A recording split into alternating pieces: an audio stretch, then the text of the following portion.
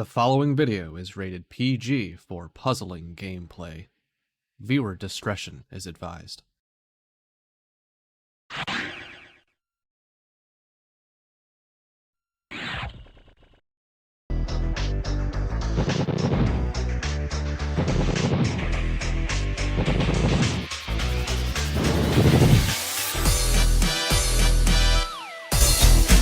It's a good thing we're not playing the Game Boy version, because this foe would not be here.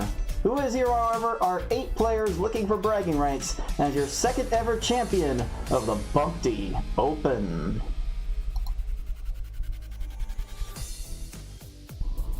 Hello puzzlers, this is Cards of the Heart alongside the Beefin314. Welcome back to the League of Puzzle Speedrunners Tetris Attack Speedrun Tournament 2026. We are on the second leg of our championship series, the Bumpty Open, and like the two of us, Beefin, we've got 8 players total looking to fight it out for the championship, and we will have a brand new champion. Beefin, how much are you looking forward to this one? I'm looking forward to it really well. Shoutouts to the king, Forky. Not going to be here with us today. He is going to relinquish his Bumpty Open championship so that I can win it. Nah, I'm just doing my best John Cena heel impression. But yeah, we've got me. We've got 7 other contestants today fighting for the Bumpty Open title, and yeah, this is going to be sweet. We're second leg of the World Championship Tournament Series, and yeah, it's going to be a wild ride today.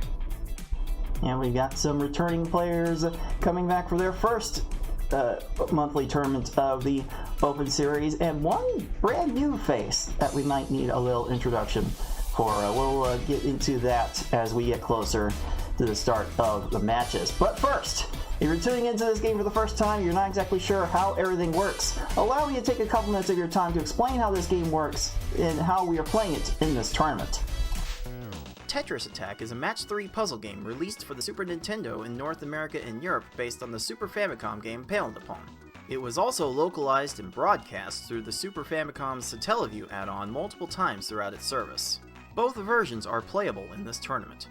Swapping up to 2 panels in your stack at a time, match at least 3 panels of the same color horizontally or vertically to make the panels disappear. Simply matching 3, however, will not be enough to win.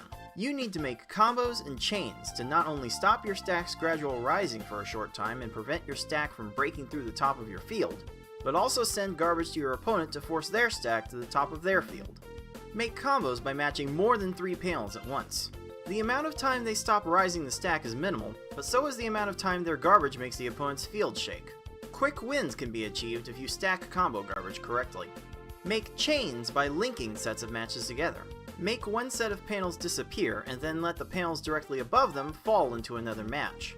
Their garbage makes the opponent's field shake more, but they stop the rising stack for much longer. Forcing your opponent's stack to the top is more consistent with larger chain garbage.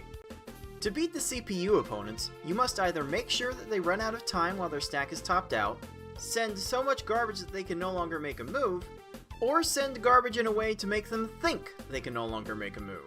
Due to how combo garbage is handled in this game, this is by far the least likely scenario. In Versus mode, the easy level has 10 stages, the normal level has 11, and the levels hard and V-hard as we call it have 12. In this tournament, players will be racing each other through all of those stages to defeat the final stage as fast as they can. The player who does that first wins the race. The player who wins a predetermined number of races first wins the match. Best of luck to all of our players. So with 8 players today, we are actually going to go through 4 different rounds of play. We have instituted a flat bracket for this year. So as far as the qualifying for this tournament went, the top 2 seeds are actually going to skip straight to the semifinals of this event, which means they'll only be playing the hard-only format of the semifinals and maybe the V-hard format for the finals. And that just happens to be the 2 of us in this booth, myself and Beefin, who have the top 2 seeds. We'll go over those qualifying standings in just a bit.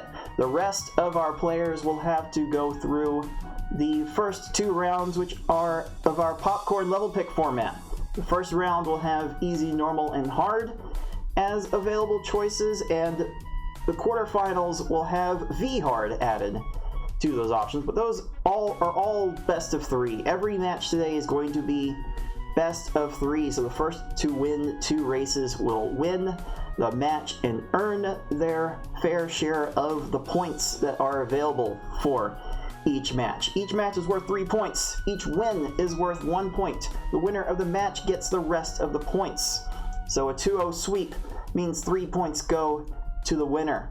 But if we are split, then it will be split 2-1 accordingly. Hopefully that will allow more players to catch up compared to the rest of the field. But the players who do have buys into the later rounds have automatically earned full points for getting through those rounds, having to avoid those rounds thanks to their qualifying, and we'll show how that's already affected the overall standings for this major tournament in just a bit. But as we all know from having these tournaments for many years now, we are ultimately fighting for a piece of the crowd-funded prize pool, and I swear this weekend I will get around to awarding the winnings from the previous Tetris Attack tournament so that the prize pool will get just a little bit extra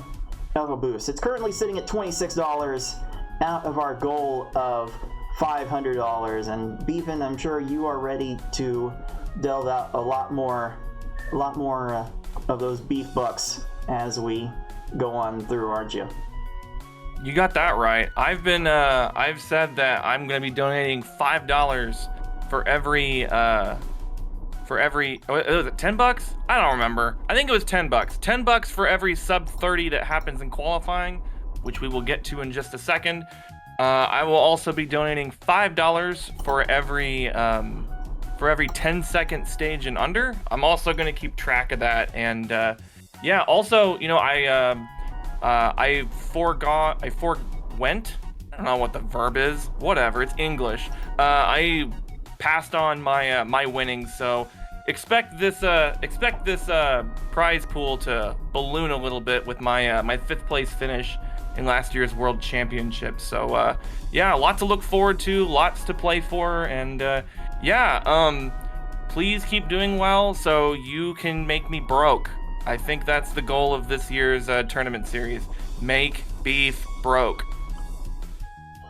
And feel free to add whatever little match you can spare to add to this poll. You can even add it with subscribing to the Puzzle Speedrun Twitch channel. The various tiers will add various amounts of dollars to the pool, as Beefin has just demonstrated with his tier 1 sub. So the prize pool is now at $27 out of our goal of $500, and if we reach that $500 goal, then the top 4 we would be paying out of the major tournament will become the top 8. And if we get to $1,000, maybe we get beef broke enough, then we can pay everyone from the major tournament. So by all means, if you have any change to spare, there's our tip page on screen. You can type !pool in the live chat. We'll give you a clickable link to that page. But let's talk about the qualifying for this tournament for a second. We've changed up the procedure a little bit since last year. If you are new to this year's tournaments, we're now asking players to get through as much of the versus mode as they can within a 30-minute period. That means starting with the easy level, then going up to normal, then hard, then the V hard, the granddaddy of them all at the end.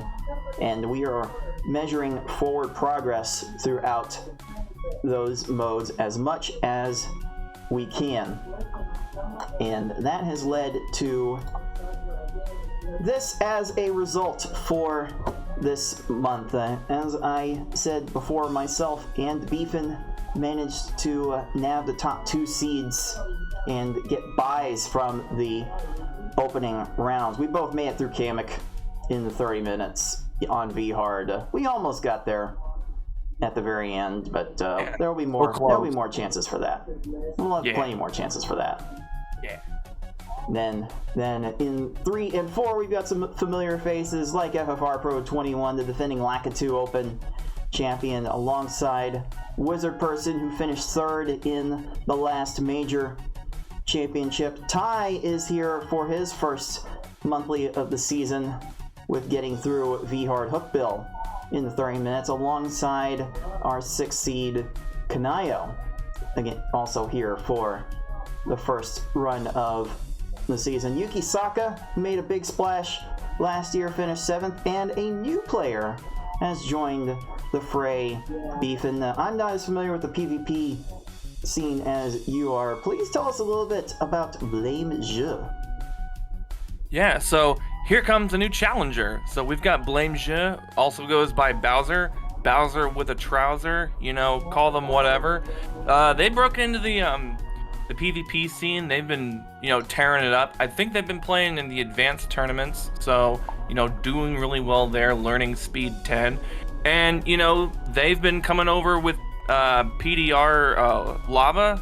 They're coming into the pit, asking questions about how Tetris Attack works, how this game works. And, they've shown a lot of great progress over the short time that they've been playing the game.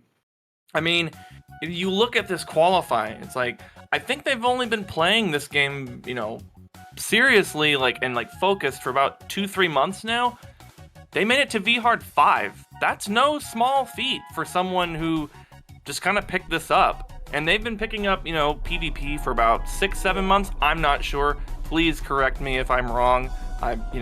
Sometimes I don't have the faintest clue what I'm talking about, but I apologize for that too. But yeah, this is gonna be sweet. First debut tournament for them, the debutante. I'm really excited to see their progress, and they were training with Yosh, the homie Yosh, the world champion, the 4-time defending champion Yoshi 112 in the race channel at the League of Puzzle Speedrunners. So they got some good warm up, and they're very excited to get this going. So I'm really looking forward to seeing how they're going to perform today in their inaugural tournament. And we'll see what their 8th place finish has done for our bracket in just a second. But because Beefin and I have already qualified for the next round, as has FFR Pro 21 and Wizard Person gotten a single bye for their top 4 finish. We have a little change to our standings here, as FFR Pro has already earned 3 points for their qualifying finish, putting them up to 12. Myself and Beefin have each earned 6 points, putting me at 11 and Beefin at 9. Yukisaka still hanging out in 4th place with 4 points, but Wizard Person right there with a single bye in this bracket with 3 points. And we will see if Ty, Kynayo, and Blame Joe will be able to make any headway in their tournament quest throughout the course of today's play. So our bracket looks a little like this. Don't like the way Start GG arranges these rounds when you break them up like this. So the left side's certainly accurate. We've got Kynayo and Yukisaka and Ty and Blame Je taking on the first round of play, and then the winners of those matches will meet up with FFR Pro 21 and Wizard Person in the quarterfinals of the tournament. And then there will be myself and Beefin waiting in the semifinals. I will be playing the winner of the Wizard Person match, and Beefin will be playing the winner of the FFR Pro match. So that is a little switched up there. Please keep that in mind. But we are going to start with our 6-7 matchup, Kynayo against Yukisaka. Beef, this has got to be a matchup dear to your heart, as two people in the Gremlin Pit are taking each other on. What are you expecting to see from this one today? Fireworks. Yukisaka, declared to me, he's like, yeah, I'm gonna see you in the finals and I'm gonna beat you this time. And I'm like, okay, dude, all right, you bring it on, man, you bring that on, but you gotta get through a few people first, including Kynayo, who played and practiced about 3 hours last night in preparation for this tournament today. So, you know, team killing, not fun, you know, but I mean, it's all friendly, it's all a good time, and you know, it's gonna be sweet. And again, you know, sweeps are gonna be much more important now, you know, because 2-0 sweeps are gonna yield 3 points. So, you know, you want to make sure that you get those sweeps in there. But yeah, I'm really looking forward to this match. It's gonna be sweet. And before we get right to it, we've kept these players waiting long enough. I'll take a quick gander over to the live Twitch chat to see their predictions on who is going to win this match. One person's put their points into Kynayo winning, so if Yukisaka takes it instead, well, say goodbye to their channel points. Rip.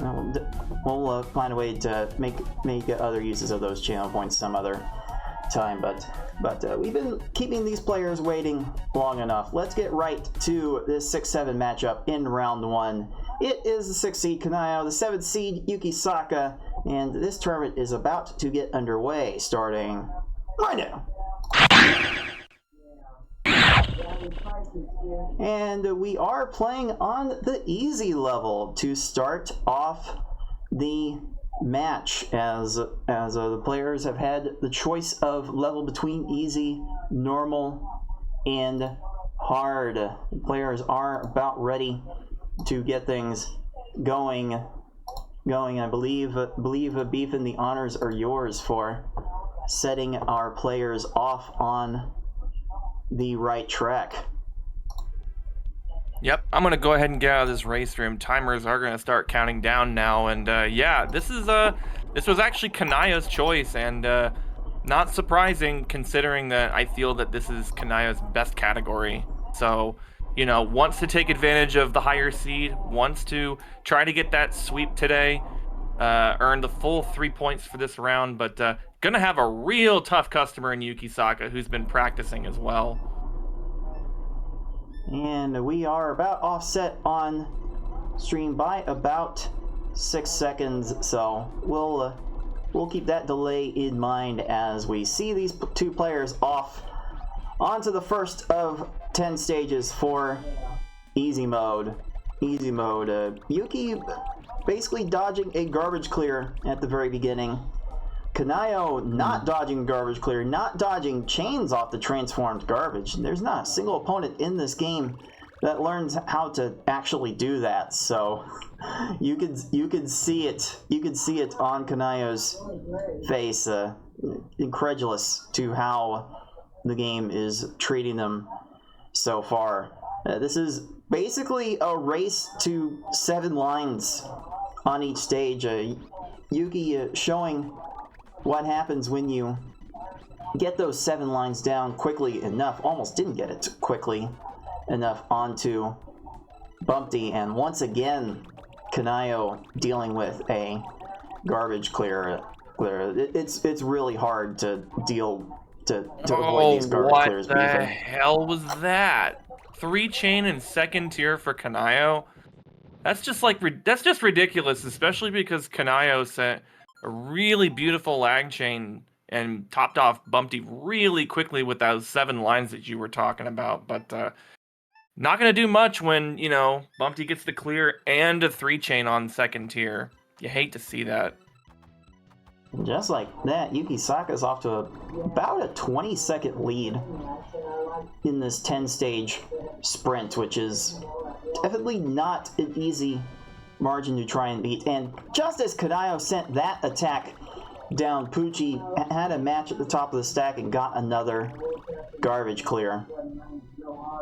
But Poochie not dodging the garbage clears either on his Wiggler, so there's still a world in which Kynayo can make this comeback. He's just going to have to try to avoid the garbage clears whenever possible. And just maybe... Yeah, Go ahead. Yeah, garbage clears are really, really tough in this mode, especially because of the game speed, which is 2. the game really takes a long time to resolve all of the garbage, and just one garbage clear can last 8-10 seconds. That's like a huge swing. So yeah, especially with Yuki experiencing that, but topping off Froggy in 17 seconds. But yeah, these players are going to want to avoid all the garbage clears they can because they want to keep it within distance of each other. All right, Kynayo started that chain at the top of their stack, can only manage a 3 chain. Like I'm usually trying to go for some sort of 4 chain or 5 chain to top off these opponents. A 3, you're probably not going to make enough combos with a 3 chain in order to get them topped off, especially the chain that apparently Yuki sent to Blarg. That is not going to get it done in the long term, but Yuki is staying ahead, keeping things out of Kynayo's reach for now. A 4 chain with those combos is not going to be enough, but Blarg doesn't have anything on the top line, so that 16 will be able to make up a little bit of ground for Kynayo. This is the way they win this race from here, just making up a few seconds at a time, Beef, and that's about all they can do at this point. Yeah, you just gotta chip away at this and hope that Yuki, experiences some bad RNG there, but Yuki's not experiencing it. Got a 17 fish, making sure that those enemies are topped off, making sure that he's able to control the controllable, and working beautifully. Probably has about a pretty big lead here, even though Kynayo gets that 17. Yeah, definitely not a small lead here. We are heading down to the final 3 stages of this easy mode speed level 2 10-stage run. There's an 18-second Raphael from Yuki. Again, more or less needing 7 lines to beat all of these opponents. Kynayo taking it to a 6 chain will be certain to get this one down. That'll be good for an 18. Nice. So both players hanging around the 5-minute mark, heading into the Cave of Wickedness.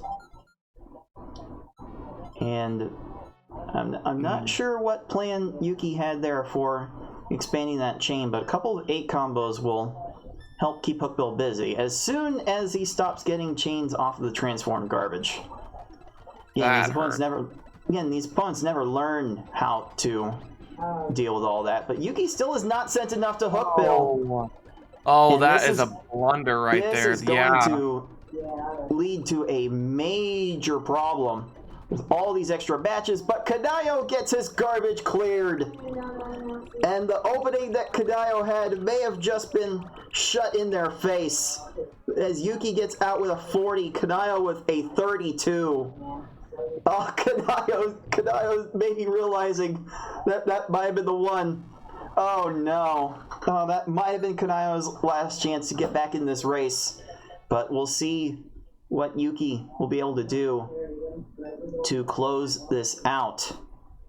Chain got broken up a little bit there. Does find a way to make up a 4 chain out of that, but still is not sent close to enough to deal with Naval Piranha Plant. Kynayo lagging a little 5 chain there. The combos are not quite enough. Gonna need a little bit more. That 4 combo is gonna buy a Piranha Plant some stop time. Done. And so's Kynayo is done. Oh no. Oh.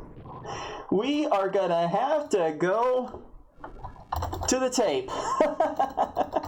Wow, this is how we're going to start the Bumpty Open today? Wow, everybody's meaning business.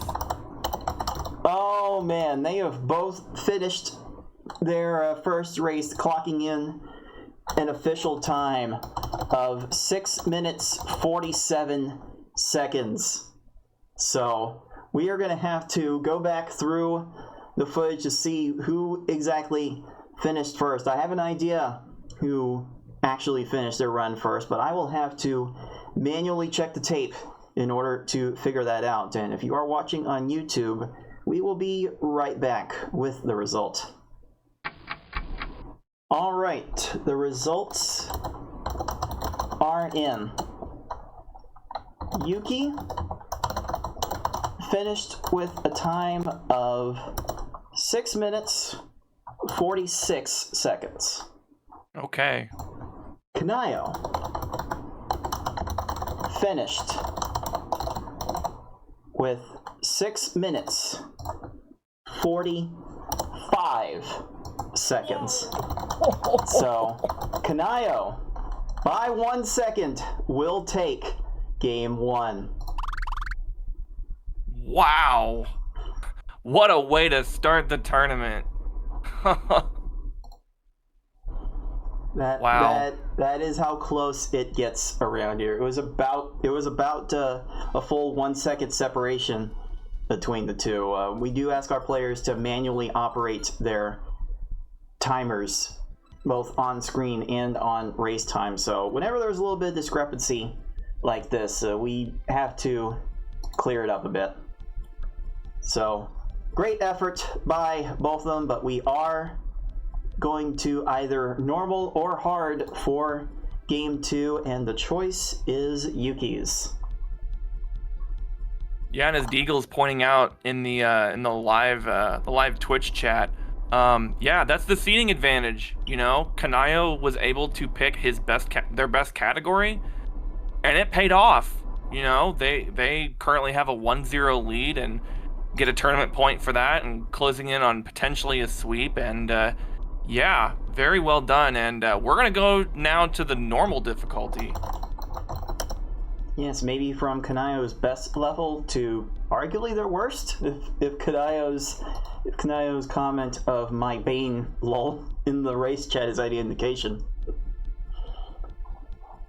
Oh boy, this is definitely a fun level to play. It's versus level 4. It's the same as the hardest levels of Pokemon Puzzle League. So anyone wanting to transition from that game to this can definitely play this level to try and get their feet wet. And for people that like this level, maybe they'll get more accustomed to Pokemon Puzzle League a bit. How's that sound, Beefin? Are you trying to tell me something? Are you trying to get me off my game? Is that what you're saying? No, I'm just kidding. No, I love normal. I love it dearly. To me, it's the perfect blend between hard and easy. You can just try to, do all kinds of fun things, and I really enjoy it. And I know a lot of people don't, and those people are wrong. Yeah, I can kind of see why 4 was made the default for Pokemon Puzzle League versus play. It's like going from 2 to 4 to 6 as these versus levels go in this game is probably as good a progression as we are going to see. I think that's a progression that makes the most sense, especially if you wanted to try and go with 5 different levels. Like if you wanted to go 2, 4, 6, 8, 10, that kind of makes sense. That's spicy. I would love to see a versus com category in one of these games at speed level 10. That would rule. That would be really sweet. But what else is sweet is I'm gonna go ahead and I'm gonna get out of this race room. Timers are gonna start counting down. Game 2. Kynayo's up 1-0, so this is match point for Kynayo. Yuki's gotta win 2 straight in this one and the hard difficulty to move on to the quarters. So good luck to both of the runners. Let's go. Game 2 is underway. We will see Kynayo start in like a second. There we go. There we go. I will see if I can try to resync their gameplay for game 3 if we need it. And again, Kynayo did name this their bane On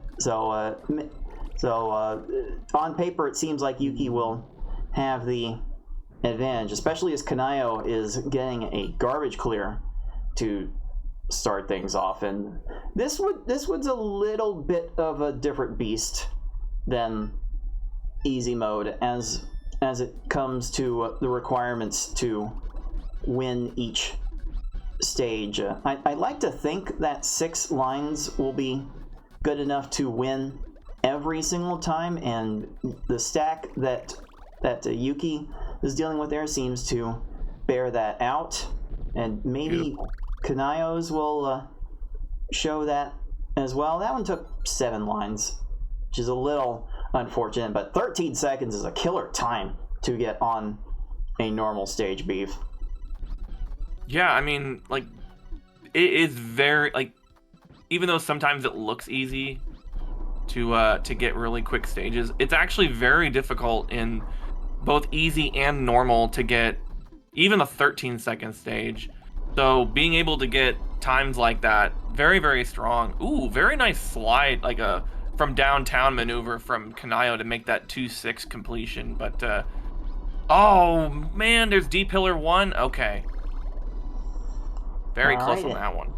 And just like that, the swings get a little wilder in this level. Kynayo with that 11-second swing took about a 5-second lead. And we'll see how that changes as we get deeper into this 11-stage category.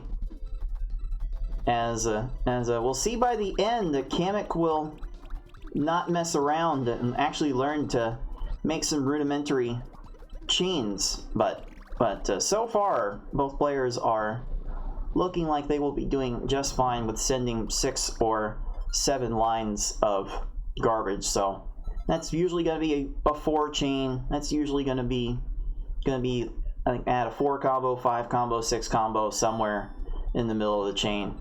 Find the 8 combo like Kynayo is doing here, an 8 combo into a 6 combo. That's not bad. That's not a bad way to stack the combo garbage. No, just get the chains right, and we might see something here. Yeah, but the problem was with Kynayo was that Kynayo took way too long to start that initial attack.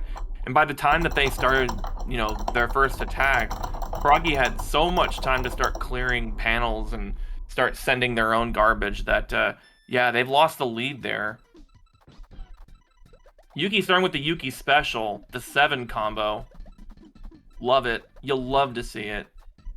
I mean, sometimes you don't want to take the time to avoid the 7 combo.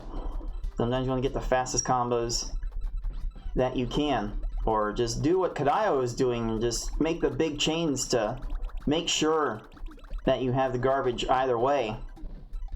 And Kynayo will get rewarded there. Yuki did not get the chain that I think they were expecting there, so this lead is going to balloon just a little bit. I think we are actually back to about 5 seconds of separation after all that. I mean, the level does tend to go back and forth in that momentum. There's a 5 combo for Kynayo in the 5 chain. Beautiful Spot. setup Gonna there. end it with a 6 chain. Both players going big with the chains. Now that's a 19 for Kynayo, a 17 for Yuki. Going to keep this very close towards the end. And at the end of this level, we might see these players needing to send bigger attacks. Like maybe it's just the nature of dealing with a Kamek that finds chains. Wow. 6 combo at the end of that 6 chain for Kynayo. Kynayo is definitely finding the combos to make it work right now. Yuki did just enough there for his Raphael. Makes up an extra second there. But we are about 7 seconds apart heading into the cave. And you might need 8 or 9 lines of garbage to beat these opponents. It's a little unfortunate in that regard, but the no opponent will behave the same across different playthroughs. It really just depends on the arrangement of the panels. And Yuki gets out of Hookbill at 17 seconds. Kynayo gets a garbage clear as Hookbill makes a 2-chain. So that's going to be a massive jump in Yuki's favor. I believe Yuki's going to end up taking the lead by about 2 seconds now. That was really unfortunate to get back in this match. Really unfortunate for Kynayo there. That was a frame perfect swap for Hookbill to make that completion. That's really unfortunate there. Another unfortunate thing for Yuki. You gotta keep attacking there, and that's kind of the thing about these lower difficulties is that you just have to keep sending. You just have to keep topping the opponent off with garbage. Otherwise, just like they're just gonna get clears, and you just gotta keep your head in the game. It's not over yet. It is definitely not over yet, not with Kamek, who is the only opponent in this level capable of making chains. So we could see some major switch up in the final moments. Yuki only got a 3-chain there. Probably was expecting a little bit more. Kamek going to deal with that easily. Kynayo gets the insert out of the way for the 4-chain. Doesn't get many combos there.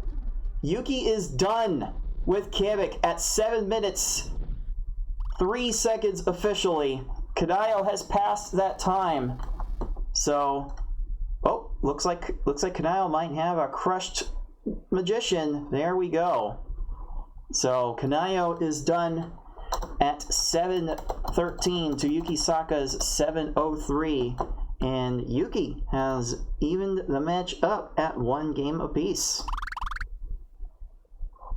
We are ready for some deciders. We might have to take them from the classic Tetris community having their world championship at this moment. Let's get a decider of our own as our players will now be venturing into the hard level to finish out this match.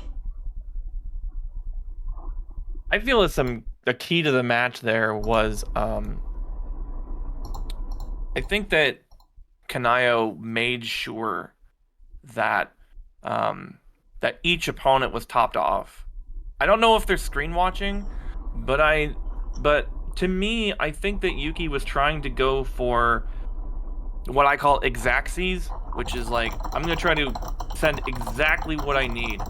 And I think that Yuki got a little burned, on some of those levels there. And Kynayo was like, I'm going to, took the forky strats and made sure, sending 5 and 6 chains, making sure that even after a garbage clear, the opponent was topped off. And to me, that was the key to it. But Yuki pulling through right there, getting game 2 there. So evening it up at a game apiece, and I'm gonna go ahead, I'm gonna get out of this race room one last time for this round. This is game 3, this is the hard mode, and let's get it. As I have often said on my own channel, when in doubt, chain it out. Kynayo definitely adhering to that, and both players are going to have to deal with that as we begin this game 3. Kynayo will be about 6 seconds in the past once again, but hopefully that won't cause any troubles, right? We hope. But now that we're in speed level 6, those little insert tricks to extend chains that our players have been relying on will get a little trickier. Yeah, and Yuki, okay, I was worried. I was about to say Yuki was about to be woefully short, but thankfully Lack didn't deep pillar that, and it's only going to be a 1 second differential between our contestants here. I think the advantage for this level would be on paper in Yuki's favor. Yuki tends to play these harder levels a lot better than most. We kind of saw a big breakout from Yuki this past year in their Tetris Attack play, making the 8th seed in our major tournament. So Yuki is one of the players that is always on the fringes of who to look out for, who can make a run in one of these tournaments, and Yuki is starting to show why. Oh, I think Yuki was expecting a 6 combo with the yellows on the right side and just did not have the time to arrange it all. But since this is versus level 6 and these opponents are not all that particularly fast, they will certainly not have a lot of time to deal with garbage once they are topped off. So if you get 6 lines, 7 lines on these foes, you probably should be winning a lot more than not. Yeah, Yuki, sending the correct attack there, but unfortunately getting punished. That garbage fell just in the nick of time for Wiggler to get a chain off the garbage, and Wiggler's getting a lag 3 chain off of Kynayo and a garbage clear, and 1. Again, I would like to believe that 6 lines is foolproof against every single foe. Kynayo's Wiggler showing that is not the case. So, yeah, just keep making the chains bigger if you're struggling with the combos. But it doesn't seem to matter what you do sometimes. The opponents are often going to find some garbage clears. Yuki having to settle for a 19 on his Froggy. Kynayo's Froggy doing the garbage clear dance once again. And Kynayo does not have a chain to rebuild here. This one could get hairy. Here.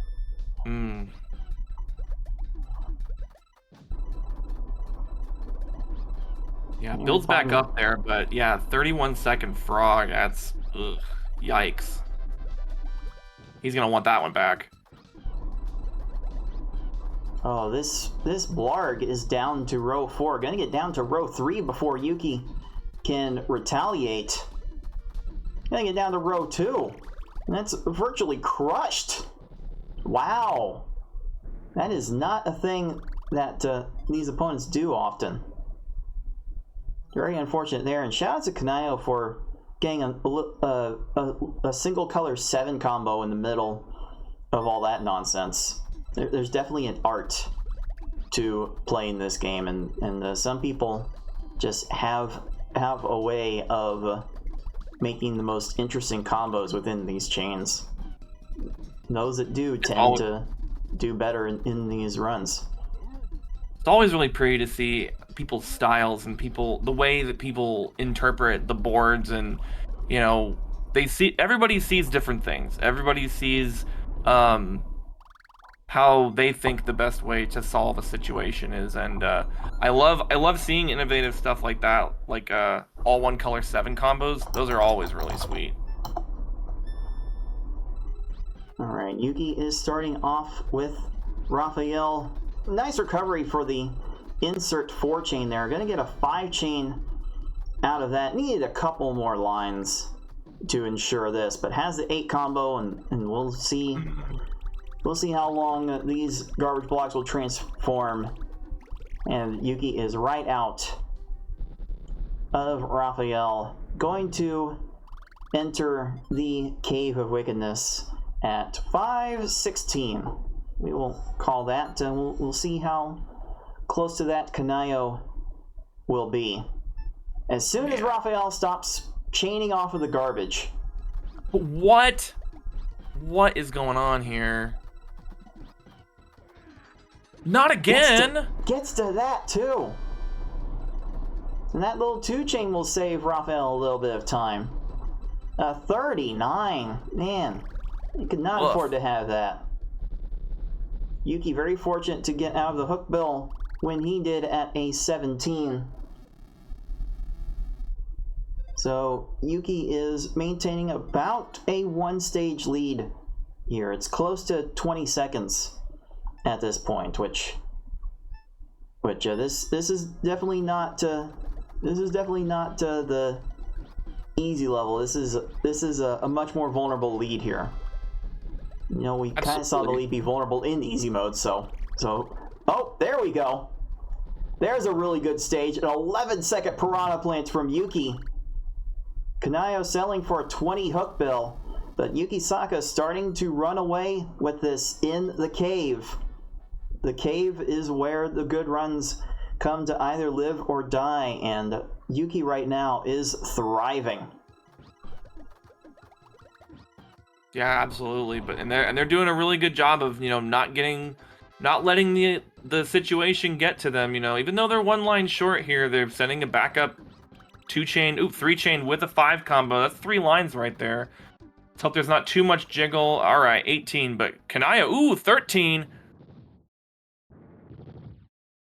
Yeah. All right, we'll see if Kynayo will have any time to recover from this, as Yuki has reached the final stage.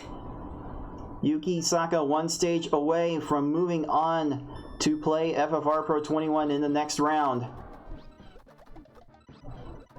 There's a 3-chain, a 4-chain, an insert 5 combo 5-chain. Certainly that's enough, right? This is gonna shake a lot. Bowser will get to that combo garbage clear, but what kind of time will Bowser have for anything else? The answer is nothing. Ooh. So, Yukisaka, worth the fist pump at the end, locks in a time of 7 minutes, 46 seconds. And they will be moving on to the next round. Good effort from Kynayo here today, beefing, but just came up a little bit short when it counted most.